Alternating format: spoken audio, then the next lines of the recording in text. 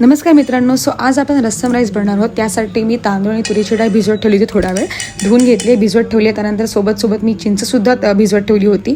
आपल्याला लागणार आहे कांदा, मिरची, लसूण, टोमॅटो आणि सोबतच मी कुकर गरम करून घेतला होता. त्याच्यात मी तेल किंवा तूप तुम्ही दोन्हीही टाकू शकता. मी दोन्हीही टाकलं होतं. त्याच्यानंतर त्यामध्ये तेल तापू दे. ते तापल्यानंतर आपल्याला जिरं टाकायचं आहे, राई टाकायची आहे. राई आणि जिरं दोन्हीही छान प्रकारे तडतडल्यानंतर कढीपत्ता टाकायचा आहे. कढीपत्त्यासोबतच आपल्याकडे जर घरी लाल मिरच्या असतील सुक्या तर त्या टाकायच्या आहेत. हिंग टाकायचं आहे. हिंगानंतर मी ह्यात लसूण चेचून टाकलेत.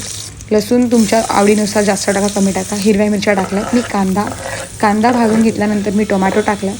हे सगळं नीट परतवून घ्यायचं आहे. त्याच्यानंतर आपण त्यात मीठ टाकलं चवीनुसार. हा काश्मीरी लाल तिखा मसाला आहे. त्यात मी हळद टाकली आहे. नंतर धना पावडर टाकली आहे. धने पावडरनंतर मी घरातला जो आपला लाल तिखट मसाला असतो तो टाकला आहे. त्यात मी सांबार मसालासुद्धा घातला बिकॉज ही रस्सम राईस आहे म्हणून.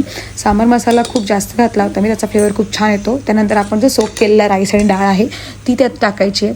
त्याला प्रॉपरपैकी आपल्याला हलवून घ्यायचं आहे. हलवून घेतल्यानंतर त्याच्यामध्ये आपल्याला लागेल तेवढं आपण त्यात पाणी घालायचं आहे. आणि हे सगळं झाल्यानंतर कुकर लावताना तुम्हाला जर वरून तूप टाकायचं तर तुम्ही तूप टाकू शकता. मीही टाकलं होतं, मी ते रेकॉर्ड नाही केलं. त्यानंतर ह्याच्यात छानपैकी 3 ते 4 शिट्या व्हायच्यात. शिट्या झाल्या की मस्तपैकी ओपन करा. त्यामध्ये आपल्याला जो भिजवत ठेवलेला जी चिंच होती त्या चिंचेचा कोळ आपल्याला ह्याच्यामध्ये टाकायचा आहे. सोबत फ्रेश कापलेली कोथिंबीरसुद्धा मी टाकली आहे आणि गरमागरम पापडसोबत आणि तुपासोबत सर्व करा. खूप छान झाला होता राईस. मी ठरवलं होतं जेव्हा मी जर हा छान झाला तरच मी ही पोस्ट करणार होती रील. आणि खरंच गाईस छान झाला होता आणि पोटही मस्त भरलं होतं, लाईट होतं. त्यामुळे हा नक्की ट्राय करा. बाय.